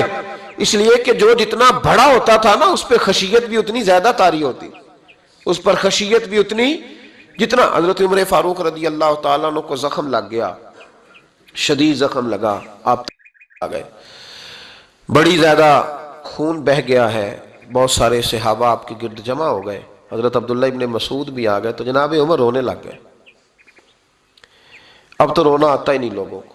حضرت محی الدین ابن عربی کہا کرتے تھے جس کو پورا ہفتہ ہو گیا ہے نا وہ طریقت کا مسافر بھی، جاگ رہے ہیں آپ حضرات؟ کہتے تھے جس کو پورا ہفتہ ہو گیا نا طریقت کا مسافر بھی ہے، پر اللہ رسول کی یاد میں رویا نہیں۔ فرماتے تھے مجھے تو اس کے ایمان پر شک ہونے لگ گیا کہ 8 دن ہو گئے اسے خیال ہی نہیں آیا۔ حضرت عمر میدان میں جس شخص کے کبھی پاؤں نہیں لڑکھڑائے، اللہ رسول کی بات آتی تھی تو دریا بہتے تھے آنسو، یہاں حال ہی کوئی نہیں، خشک جملے اور جناب موٹے موٹے تراشے ہوئے فکرے اور لفظوں کی ہیرا پھیری، اس کے علاوہ کوئی چیز نظر ہی نہیں آتی۔ حضرت عمر رونے لگے، آخری وقت ہے، تڑپ رہے ہیں، آنسو بہہ رہے۔ حضرت عبداللہ ابن مسعود آ گئے، انہوں نے کہا عمر تیری ہجرت بھی بڑی باکمال تھی، تیرا اسلام قبول کرنا بھی بڑا ہی باکمال تھا، حضور بھی تجھ سے ہمیشہ راضی رہے۔ عمر تو روتا کیوں ہے یار؟ بات تو یہ ہے کہ جب تو نے خلافت سنبھالی تو پھر تیرے طریقے بھی باکمال ہی تھے، اور جب تو میدان میں اترتا تھا پھر بھی تیرے معاملات باکمال تھے، اور جب تو مال غنیمت بانٹتا تھا پھر بھی تو باکمال۔ یار ہر موقع پہ تو باکمال تھا تو جاتے دفعہ روتا کیوں ہے؟ ان کا استغفار دیکھو، ان کی توبہ دیکھو۔ حضرت عمر پھر رو پڑے، کہنے لگے عبداللہ لوگوں کو میری نیکیوں کا پتہ ہے، گناہوں کا تو نہیں نہ پتہ، وہ تو میں جانتا ہوں یا میرا مالک جانتا ہے نا، نیکیاں تو سب کے سامنے، پر من دانم جو اندر چھپے ہوئے گناہوں کے ڈھیر ہے وہ تو میں جانتا ہوں۔ کہا تو نے میرے کلمہ پڑھنے سے لے کر میری حکومت تک میری ساری نیکیاں گنوائی ہیں، اب دعا کر میرے لیے کہ رب میری نیکیاں اور بدیاں برابر کر دے، مجھے درجہ نہیں چاہیے، بس اللہ مجھے معاف کر دے۔ درجوں کی ضرورت نہیں ہے، یہاں تو لوگ درجات لے کے بیٹھے۔ حافظ کہتا ہے کہ میں جتنے آیتیں ہوں گی اتنے میرے درجے بلند ہوں گے، پہلے درجوں والا کام تو کوئی کرنا۔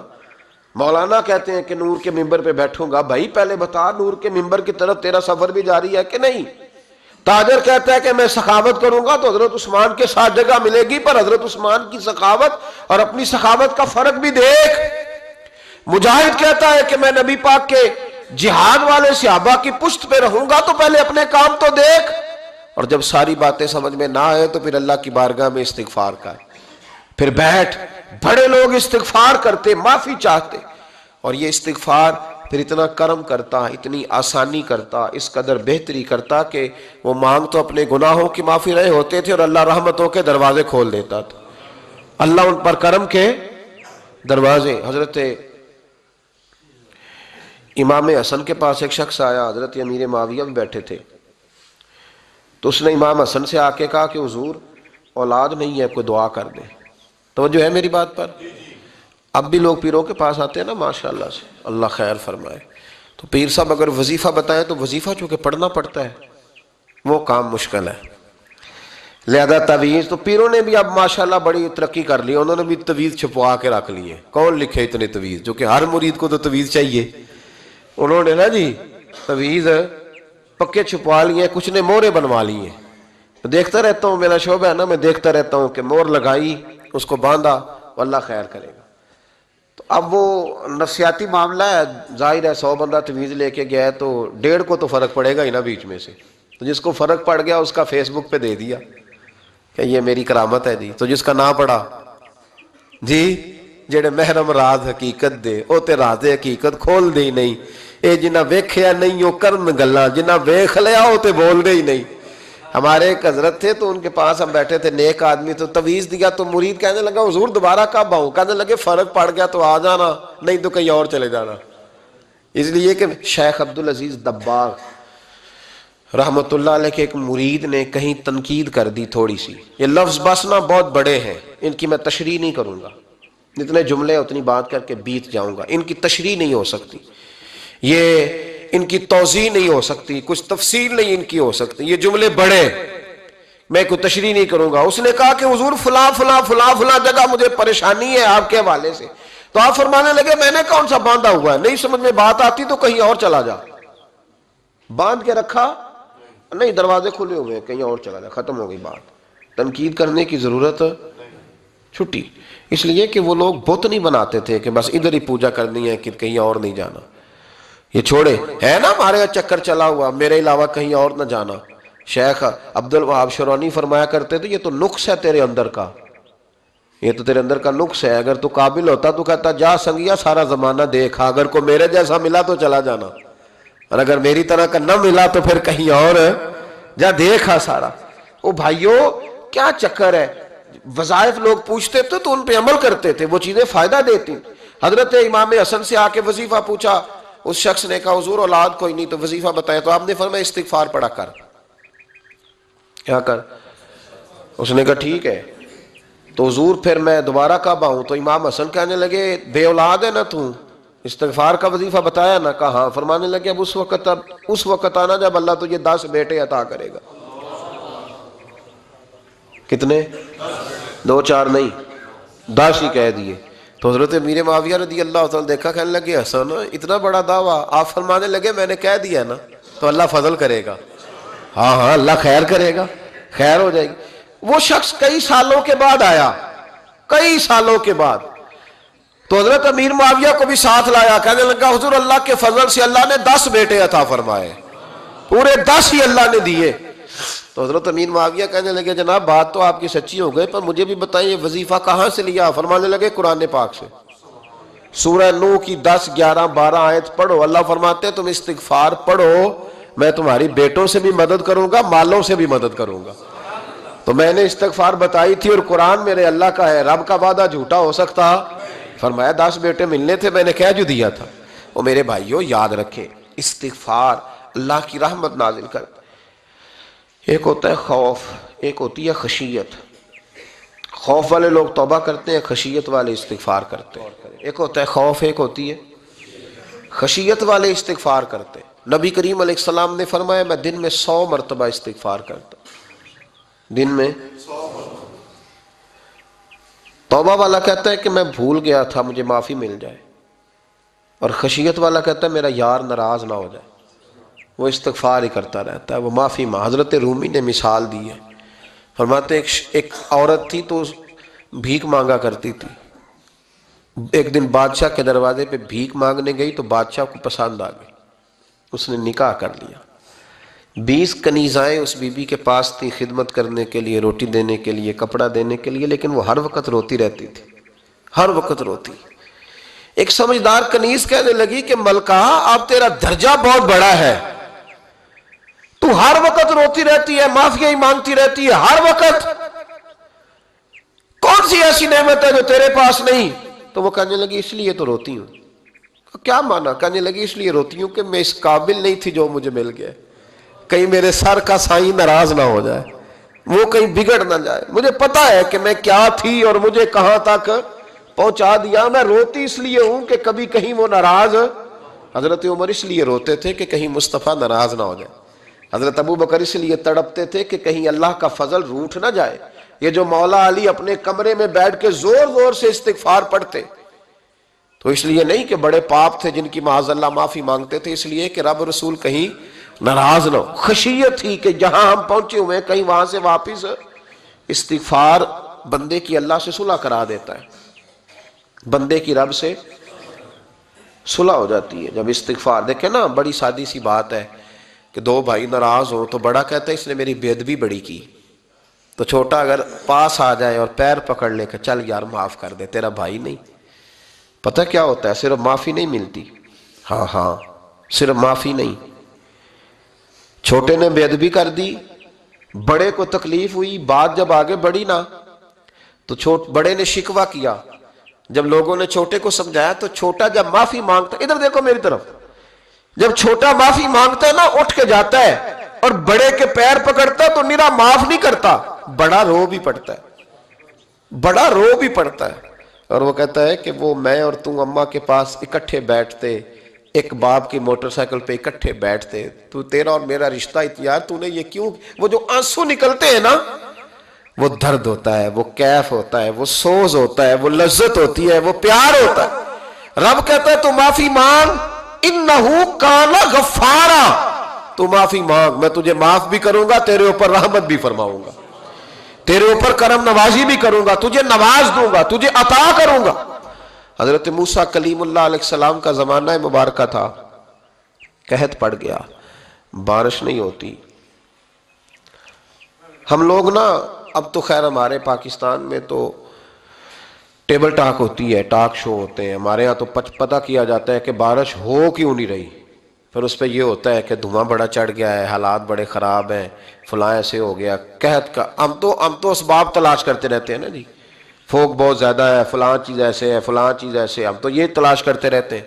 وہ لوگ یوں نہیں کرتے تھے، وہ سیدھے جا کے مصلوں پہ بیٹھتے تھے، اس لیے کہ وہ کہتے تھے جب رب چاہتا ہے تو پھر کوئی چیز کسی چیز کو روک سکتی. وہ سیدھے مصلے پہ بیٹھتے. اعلیٰ حضرت فاضل بریلوی رحمۃ اللہ علیہ کے پاس ایک مولانا محمد حسین آئے، وہ فلکیات کے بڑے ماہر تھے. تو اعلیٰ حضرت نے فرمایا ذرا ستاروں کا حساب لگا کے دکھاؤ بارش کب ہوگی. کہنے لگا پورا مہینہ تو نہیں ہوگی. تو اعلیٰ حضرت رحمۃ اللہ علیہ فرمانے لگے کہو کہ میرا علم کہتا ہے مہینہ نہیں ہوگی، اللہ چاہے تو ابھی ہو سکتی ہے.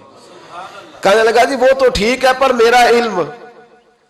وہ جیسے روز لوگوں نے پیر نیٹو شہنشاہ صاحب نہیں کھولے ہوتے کہ بارش کب آئے گی، اور اس کی طرف نہ دیکھ، مصلے پہ بیٹھ، مہربانی کر مصلے پہ بیٹھ، اللہ کی بارگاہ میں حاضر ہو، اسے معافی مانگ، اسے منا تاکہ وہ رحمت کی بارش. کہنے لگا جی میرا علم کہتا ہے. تو اعلیٰ حضرت فرمانے لگے پھر وہی بات، تو کہے اللہ چاہے تو بارش ابھی، لیکن یہ جو اڑ گئے ہیں نا بیچارے، یہ اڑی گئے ہیں، یہ جہاں الجھ گئے ہیں وہاں یہ لوگ الجھ گئے. اللہ ہمیں الجھنے سے محفوظ فرمائے. تو اعلیٰ حضرت اٹھے تو فرمایا ٹائم کیا ہوا ہے گھڑی پہ؟ کہنے لگا جی 12. تو اعلیٰ حضرت نے گھڑی گھمائی، اب کیا بج گیا؟ کہنے لگا 4 بج گئے. فرمانے لگے بج گئے نا 4. کہنے لگا جی آپ نے گھڑی گھما جو دی ہے. فرمانے لگے اللہ بھی جب چاہے تو ستارے گھما دیتا ہے، اللہ بھی ستارے گھما دیتا ہے بارش. کہنے لگا جی وہ تو ٹھیک ہے پر مہینہ نہیں ہو سکتی. اڑا ہوا بندہ، اس کا کوئی علاج ہے؟ جو اڑ جو جائے اس کے لیے قرآن کہتا ہے وَإِذَا خَاطَبَهُمُ الْجَاهِلُونَ قَالُوا سَلَامًا. اسے سلوٹ کرو دور سے، اسے کو تو جان اور تیرا. کہنے لگا جی ہو نہیں سکتی پورا مہینہ. فرمانے لگے یار تو جا اپنا کام کر. وہ شخص کہتا ہے میں نے دروازہ کھولا اعلیٰ حضرت کا، کمرے سے باہر نکلا تو تیز بارش ہو رہی. واپس آیا تو میں نے کہا احمد رضا یہ عقیدہ کہاں سے لیا ہے؟ فرمایا دروازہ مصطفیٰ سے لیا ہے صلی اللہ علیہ وسلم. تو یاد رکھیں کہ اللہ کو منانا چاہیے، استغفار کرنا چاہیے، اس کی برکات. حضرت موسیٰ ساری قوم کو لے کے نکل گئے. آؤ بھائی میدان میں اللہ کی بارگاہ میں استغفار کریں اور بارش کا سوال کریں، بارش مانگے. جب باہر نکلے دیر تک دعائیں ہوتی رہیں تو حضرت موسیٰ علیہ السلام کو رب کریم نے وحی فرمائی کہ موسیٰ آپ کی قوم میں نے ایک شخص ہے جس کو 40 سال ہو گئے نافرمانی کرتے، اس نے رب سے صلح نہیں کی. کتنے لوگ ہیں؟ ایک. اور 40 سال سے وہ نافرمان ہے، اس کو مجمع سے نکال دو، بارش ہو جائے گی۔ اگر ایک گناہگار کی وجہ سے بارش رک جاتی ہے، اور جہاں دروازے کھلے ہوئے ہوں، جہاں تنہائیاں خوفناک ہوں، اور جہاں تباہی اتری ہوئی ہو، اور جہاں لوگ کروڑوں روپیہ مال ہڑپ کر گئے ہوں، اور جہاں علماء کو ہتھ کڑیاں لگا کے ٹھنڈی زمینوں پہ لٹا دیا جائے، اور قوم کہہ رہی ہو اچھا ہوا اچھا ہوا، اور لوگ پھبتیاں اڑا رہے ہوں، مذاق کر رہے ہوں، تو پھر اس قوم پہ کس طرح کر کے فضل الہی؟ اور یہ مولوی کا معاملہ نہیں، یہ تو ممبر رسول کا معاملہ ہے۔ میرے مصطفیٰ نے یہ نہیں کہا پیر میرا وارث ہے، حضور نے فرمایا عالم میرے دین کے وارث ہے۔ ہاں حضور نے فرمایا جس نے عالم کے چہرے کا دیدار کیا سمجھے میں نے اپنے نبی کی زیارت کی ہے۔ لیکن یہاں تو خیر یہ عنوان نہیں، ورنہ میں اس پر جاتا ہے۔ تو کہا ایک بندہ ہے 40 سال سے اللہ کی نافرمانی کر رہا ہے، وہ اگر نکل جائے تو بارش ہو جائے گی۔ حضرت موسیٰ نے اعلان کر دیا بھی ایک شخص ہے، وہ اگر نکل جائے تو بارش ہو جائے گی۔ پتہ تو ہوتا ہے نا سب کو، مجھے بھی پتہ ہے کہ میں اندر سے کیسا ہوں، اور آپ کو بھی خبر تو ہوتی ہے نا جی۔ جب بات ہو رہی ہوتی ہے تو پھر پتہ تو چلتا ہے نا کہ بات کہاں جا کے سیٹ ہو رہی ہے، پتہ چلتا ہے نا۔ اسے بھی چل گیا پتہ، اب اندر ہی اندر رونے لگا۔ اور دیکھو امام رازی اور امام غزالی دونوں نے لکھا ہے کہ اس درد سے رویا، اس درد سے کہ ادھر والے کو بھی پتہ نہ چل جائے، مجمع کے اندر کھڑا ہے اور ادھر والے کو بھی استغفار، دیکھو ادھر والے کو بھی پتہ نہ چل جائے اور ادھر والے کو بھی کہیں ہجوم میں غم میں بھی توہین نے ضبط غم نہ ہوئی۔ ہم اس احتیاط سے روئے کہ آنکھ نم نہ ہوئی، ہجوم غم میں بھی توہین نے ضبط غم نہ ہوئی۔ ہم اس احتیاط سے روئے کہ آنکھ نم نہ ہوئی، روئے بھی پر کسی کو آنسو نہیں دیکھنے دیے۔